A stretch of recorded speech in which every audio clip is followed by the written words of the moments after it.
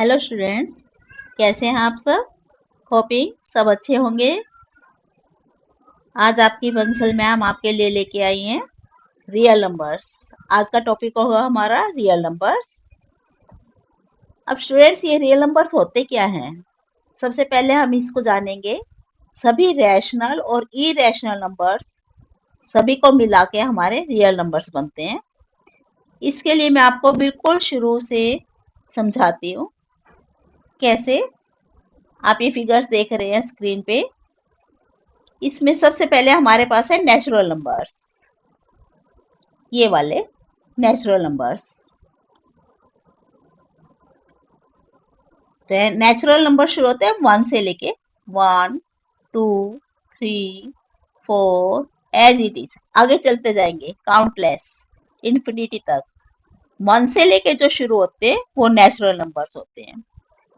अगर अब हम इसमें जीरो और ऐड कर दें, जीरो से लेके शुरू होते हैं तो वो होल नंबर्स हो जाएंगे। नेचुरल नंबर्स में अगर हम जीरो भी ऐड कर दें, 0 1 2 3 4 5 ऐसे एज इट इज चलते जाएंगे, ये होल नंबर्स हो जाएंगे। नेक्स्ट, अगर हम होल नंबर्स में नेगेटिव नंबर्स भी ऐड कर दें, कैसे? जैसे मान लो -4 -3 -2 -1 0 1 2 3 4 एज इट इज चलते जाए काउंटलेस नंबर्स। ये सभी, और ये भी यहां से भी माइनस के भी हम कितने भी ले सकते हैं, पॉजिटिव भी कितने भी ले सकते हैं। ये सभी नंबर्स हो जाते हैं इंटीजर्स। जो होल नंबर्स होते हैं, नेचुरल नंबर्स हैं, उनमें अगर हम नेगेटिव नंबर्स भी ऐड कर देते हैं तो वो इंटीजर्स हो जाते हैं। Next, rational numbers. अगर हम इंटीजर्स में भी फ्रैक्शन भी यूज कर लें, फ्रैक्शनल नंबर भी यूज कर सकते हैं, तो वो हमारे रैशनल नंबर्स हो जाते हैं। या कोई ऐसे नंबर जैसे मान लो जैसे 2/3 1/5, कुछ भी ऐसे any number which can be written in P/Q form. जैसे P/Q फॉर्म में अगर हम उसको लिख सकते हैं फ्रैक्शन में, तो also it is called fraction. अगर हम उसको फ्रैक्शन में लिखें तो वो भी हमारे रैशनल नंबर्स हो जाते हैं। कोई भी 2 3, ये होल नंबर्स भी सारे, कोई इंटीजर्स है -1 -2, ये सब ये हमारे रैशनल नंबर्स हो जाते हैं। तो रैशनल नंबर्स क्या हुए? Any number which can be written in P/Q form. इस फॉर्म में लिखे तो वो हमारे रैशनल नंबर्स हो जाते हैं। अब इसके अदर हैंड इरेशनल नंबर्स कौन से हैं? इरेशनल नंबर्स वो होते हैं जिनको हम P/Q की फॉर्म में नहीं लिख सकते। पाई, कोई भी प्राइम नंबर जो रूट में हो, ऐसे √2 √3 √5 एज इट इज। कोई भी प्राइम नंबर जो रूट में हो या फिर हमारी ऐसी फॉर्म में आए जिसको हम रिपीट भी ना कर रहे हो, ऐसे चलता जाए नंबर, जिसको हम पता न लगा सके क्या वैल्यू होगी, ऐसे नंबर चलता जाए और रेपिटेशन भी ना हो, these numbers are called irrational numbers. तो इरेशनल नंबर्स कौन से हुए? कोई भी प्राइम नंबर जिसका रूट हमें ना पता हो या जिसका रूट हम निकाल ना पाए, वो इरेशनल नंबर्स हो जाते हैं। जिसकी वैल्यू हम पूरी तरह डिफाइन ना कर पाए, वो इरेशनल नंबर्स हैं। कोई भी नंबर जो टर्मिनेटिंग नहीं होता, non terminating and non repeating, कोई भी नंबर ले लें,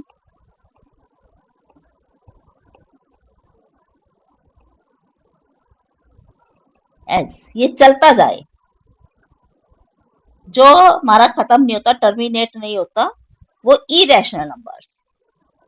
अब हमने देखा कैसे नेचुरल नंबर्स, आपके पास ये है नेचुरल नंबर्स, फिर होल नंबर्स, उसमें 0 ऐड कर देते हैं नेचुरल नंबर में तो होल नंबर्स बन जाते हैं। अगर हम उसमें नेगेटिव इंटीजर्स भी, नेगेटिव नंबर्स भी ऐड कर दें तो वो इंटीजर्स कहलाते हैं। और उसके बाद रैशनल नंबर्स। रैशनल नंबर्स में क्या है, हमारे इंटीजर्स के साथ साथ फ्रैक्शन भी जुड़ जाती है। कोई भी पी अपॉन क्यू वाली फॉर्म हमारी अगर उसमें ऐड हो जाती है, दीज बिकम्स रैशनल नंबर्स। और इसके अदर हैंड पे इरेशनल नंबर्स, जिनको हम पूरी तरह डिफाइन ना कर पाए, कोई भी प्राइम नंबर हो, रूट में हो, ये लिखे हुए हैं आपके पास स्टूडेंट्स, इरेशनल नंबर्स भी, रैशनल नंबर्स भी। अब अगर हमारे पास इरेशनल और रैशनल्स दोनों को मिला के सब कुछ बनता है, these are called real numbers. ऐसे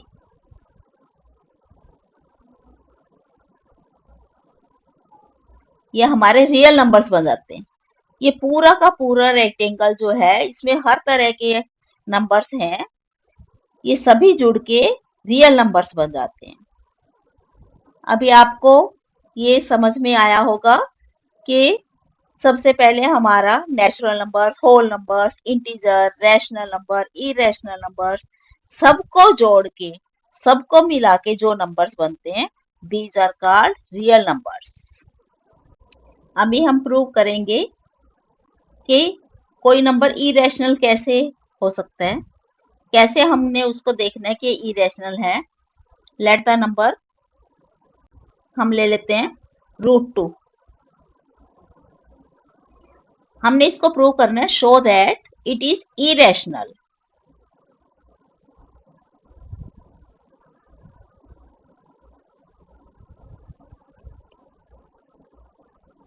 हमने इसको इरेशनल प्रूव करना है, तो कैसे करेंगे।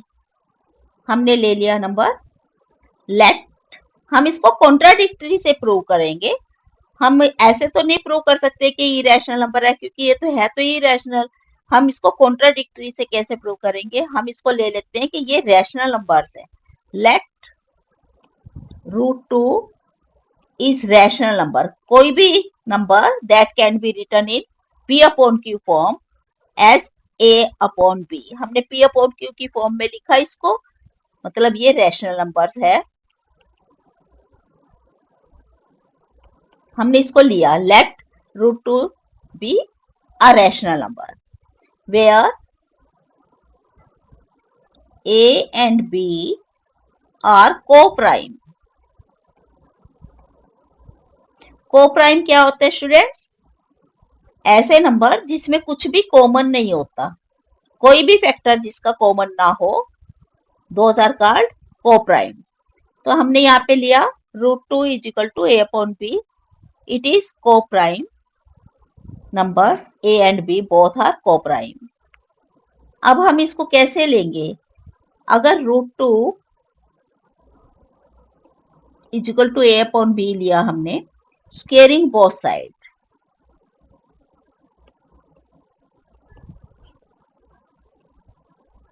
वी गेट √2 का स्क्वायर किया तो 2 हो गया, और A अपॉन B का स्क्वायर किया तो A² अपॉन B² हो गया। अब यहां से हम कैसे लेंगे, ये वाला B इधर जाके क्रॉस मल्टीप्लाई होगा, तो कैसे लिख सकते हैं हम इसको, 2B² is equal to A²। इसको हमने 1 करके यहाँ पे लीव किया। नेक्स्ट, इसका मतलब क्या हुआ, अगर 2B² is equal to A² है, then we can say that A is divisible by 2। ये A इस 2 से डिविजिबल है, या ये भी कह सकते हैं कि 2 A का फैक्टर है, A² का फैक्टर है। A² का फैक्टर है मीन्स A का भी फैक्टर है। तो हम यहाँ पे कैसे लेंगे, it means A² is divisible by 2, or we can say that A is divisible by 2। अगर A² 2 से डिविजिबल है तो A भी तो 2 से डिविजिबल होगा ना, तो हमने ये लिख दिया So A is divisible by 2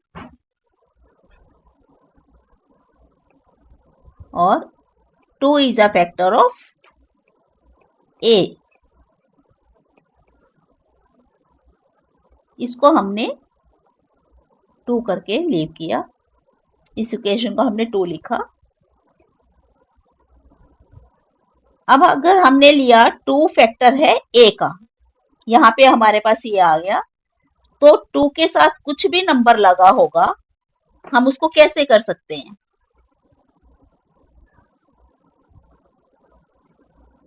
late A equal to 2 तो है ही हमारे पास, कोई भी अनदर नंबर लिया हमने, मान लो C ले लिया हमने, 2 तो इसका फैक्टर था A का, तो A इक्वल टू 2 लिया, साथ में कोई भी इंटीजर और ले लिया, C ले लिया हमने यहाँ पे। So let A equal to 2C। अब इसका स्क्वायर करेंगे, स्क्वेयरिंग बोथ साइड।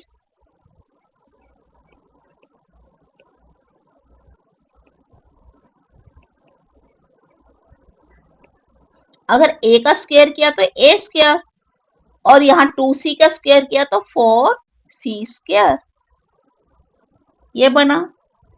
अब नेक्स्ट 1 में देखो, हमने यहाँ पे ये 1 यूज किया था, जो इसमें 1 में क्या है हमारे पास, A square is equal to 2B square.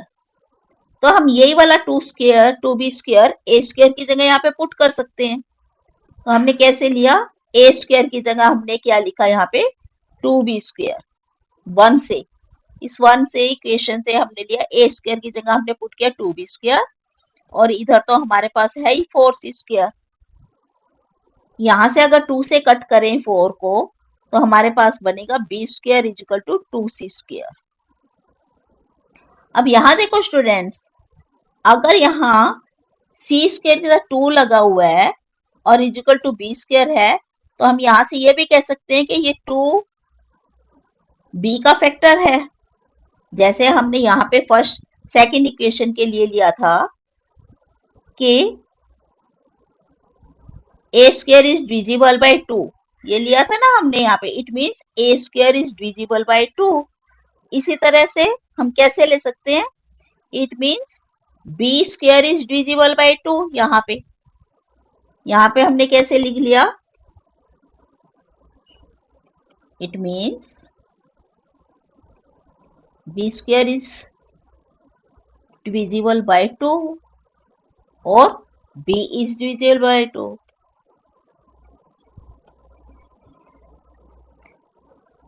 तो यहाँ पे अगर B 2 से डिविजिबल है तो 2 फैक्टर हुआ इसका, और 2 is a factor of B।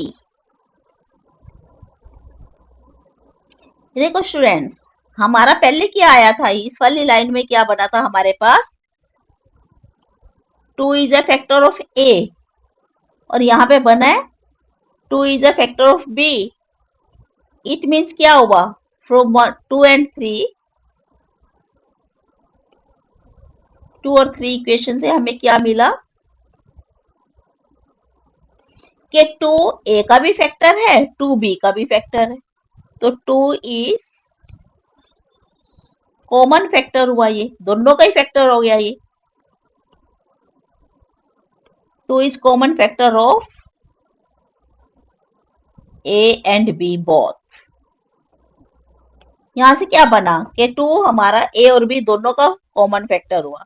और जबकि हमने शुरू में क्या लेट किया था, ये शुरू में क्या लेट किया था यहाँ पे कि A और B यहाँ पे इन दोनों में कुछ भी कॉमन नहीं होगा, ये को प्राइम नंबर्स है, ये A and B both are coprimes. और अब हमारे पास क्या आया है यहाँ पे कि दोनों में 2 कॉमन फैक्टर हो गया, तो ये तो कॉन्ट्राडिक्टरी हो गई ना। तो हम क्या लिखेंगे, इट इज कॉन्ट्राडिक्टरी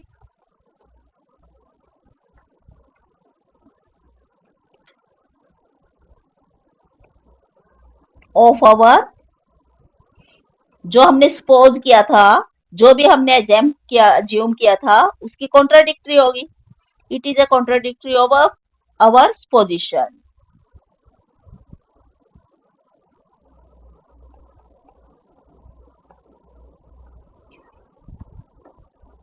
सो हमारी जो हमने एज्यूम किया था कि √2 रैशनल नंबर है, वो तो उल्टा हो गया।